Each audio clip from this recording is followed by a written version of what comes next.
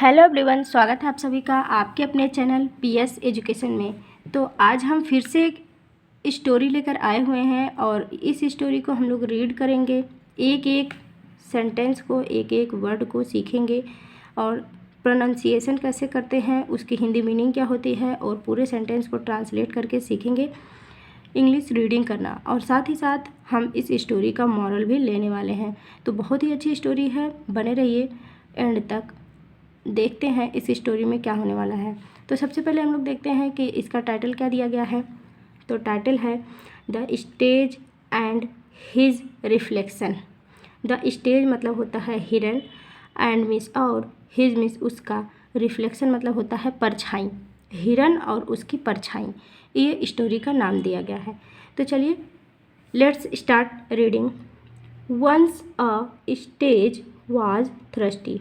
Once means एक बार, a means एक, स्टेज मीन्स हिरन, वाज मीन्स था, थ्रस्टी मीन्स प्यासा। एक बार एक हिरन प्यासा था। So he went to a lake. So मतलब इसलिए, ही मीन्स वह, वेंट मीन्स गया, टू ए लेक, एक लेक मतलब होता है झील पे, इसीलिए वह एक झील पे गया। To quench his thirst. To quench मतलब होता है बुझाने के लिए, प्यास बुझाना। हिज थ्रस्ट मतलब अपने प्यास को बुझाने के लिए, इसलिए वह अपने प्यास को बुझाने के लिए एक झील पर गया। देयर ही सा हिज रिफ्लेक्शन। देयर मीन्स यहाँ, ही मीन्स वह, सा मीन्स देखा, हिज रिफ्लेक्शन अपनी परछाई को, इन द वाटर पानी में, यहाँ पर उसने अपनी परछाई को पानी में देखा। एंड थॉट और सोचा, I have got such beautiful antlers. I have got मुझे मिला है, मैंने पाया है, सच ब्यूटीफुल इतनी सुंदर, एंटलर्स मतलब सींगें, हिरन की जो सींगें होती हैं बड़ी बड़ी सी होती हैं। तो वो देखा परछाई में अपनी सींगों को, तो बोलता है कि मैंने इतनी सुंदर सींगें पाई हैं। But my legs are so ugly. लेकिन माई लेग्स मेरे पैर, आर सो अगली बहुत ही बुरे हैं। लेकिन मेरे पैर बहुत ही बुरे हैं।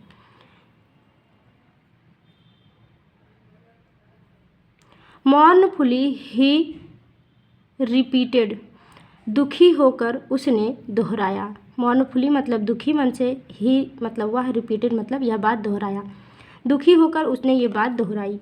I can not understand. मैं कैन नॉट मतलब नहीं सकता हूँ, अंडरस्टूड मतलब होता है समझना। मैं समझ नहीं पा रहा हूँ या मैं नहीं समझ सकता। Why God has given me such thin leg. Why क्यों, गॉड भगवान ने, हैज़ गिवन मुझे दिया है, सच थिन लेग इतने पतले पैर। मैं नहीं समझ पा रहा हूँ कि भगवान ने मुझे इतने पतले पतले पैर क्यों दिया है। सडनली अचानक, ही सेंटेड ए पैंथर। अचानक ही सेंटेड मतलब उसे सुगंध आती है, गंध आती है, ए पैंथर एक चीते की। अचानक उसे एक चीते की गंध आती है। एंड और टू सेव हिज लाइफ अपनी ज़िंदगी बचाने के लिए, ही स्टार्टेड, ही मीन्स वह, स्टार्टेड मीन्स शुरू कर दिया, रनिंग दौड़ना, अपना जीवन बचाने के लिए वो दौड़ना शुरू कर दिया। Away through the forest. Away मतलब दूर, थ्रो द फॉरेस्ट जंगल में दूर दौड़ना शुरू कर दिया। The panther too catched the stag. Panther भी टू कैच द स्टेज उसे पकड़ने के लिए दौड़ा, मतलब उसे उसका पीछा किया। But the antlers of the stage got entangled with the overhanging branches of a tree. लेकिन, बट मीन्स लेकिन, द एंटलर्स उसके सींग जो थे, of the stage got, of the stage उस हिरन के, गॉट इंटर्ड घुस जाते हैं या फंस जाते हैं, विद द ओवरहैंगिंग ब्रांचेज ऊपर से लटकते हुए डालियों से, ऑफ ए ट्री एक पेड़ के। लेकिन क्या होता है कि उस स्टेज के मतलब हिरन के सींगें जो थीं पेड़ के ऊपर से लटकती हुई डालियों से उलझ जाती हैं, फंस जाती हैं। He struggled hard to escape but could not free his antlers from the branches and soon the panther overtook him. He struggled hard. वह बहुत कठिन परिश्रम करता है, बहुत मेहनत करता है।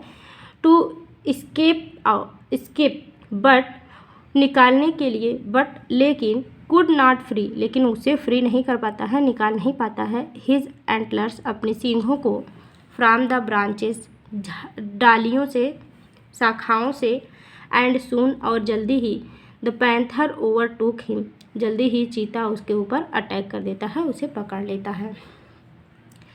The wounded stag then realised.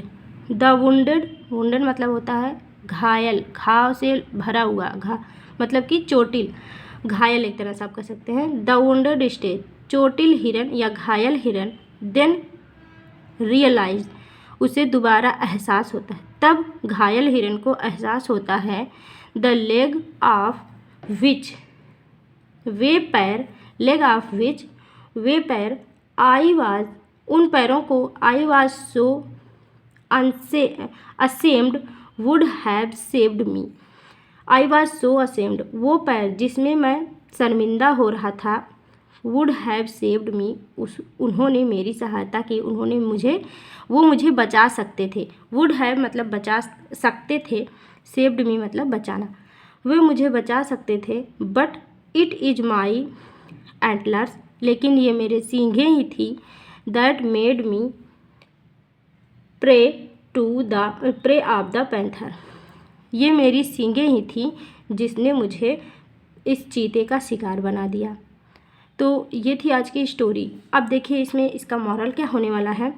We often make much of the ornamental and despise the useful. क्या कह रहा है? वी ऑफन मेक हम प्रायः बनाते हैं, मच मीन्स बहुत, ऑफ द ऑर्नामेंटल सजावटी चीज़ों को, हम प्रायः सजावटी चीज़ों को ज़्यादा पसंद करते हैं, ज़्यादा चाहते हैं। एंड डिस्पाइज द यूजफुल और यूजफुल होने वाली चीज़ों को हम तुच्छ समझते हैं, बेकार समझते हैं। तो ये था आज का स्टोरी। आप इसका फिगर देख सकते हैं, यहाँ पर फिगर भी दिया गया है। ये है हिरन और उसके हैं सींगें, इस तरह से उसकी सींगें होती हैं बड़ी बड़ी। तो उसने पानी में अपने आप को देखा और बोला कि मेरी सींगें तो बहुत सुंदर हैं लेकिन मेरे पैर इतने ख़राब हैं, इतने गंदे हैं, न जाने क्यों मुझे भगवान इतना गंदा पैर दिया है। लेकिन भगवान ने तो पैर उसको इसीलिए पतले पतले दिए हैं, लंबे लंबे, जिससे वो अपनी सुरक्षा कर सके, तेज़ी से दौड़ने में वो सहायता कर सके। लेकिन उसे ये नहीं पता था। और जब उसकी सींगें फंसती हैं और इन्हीं सींगों की वजह से ही उसकी जान जाती है, तब उसे रियलाइज़ होता है कि ये सींगें ही हैं जिनकी वजह से मेरी जान आज चली गई। तो आई होप ये स्टोरी आपको अच्छी लगी होगी और बहुत सारे वर्ड आपको इसमें सीखने को मिले होंगे। अगर ये स्टोरी आपको हेल्पफुल लगी है तो चैनल को सब्सक्राइब कर लीजिएगा। इसी तरह से हम आपको स्टोरी देते रहेंगे, इंग्लिश रीडिंग करते रहेंगे, हम लोग सीखते रहेंगे। और अगर चैनल पर नए हैं तो चैनल को सब्सक्राइब करके वीडियो को लाइक कर दीजिएगा अगर पसंद आई है तो। Thank you, thanks for watching. मिलेंगे नेक्स्ट वीडियो में।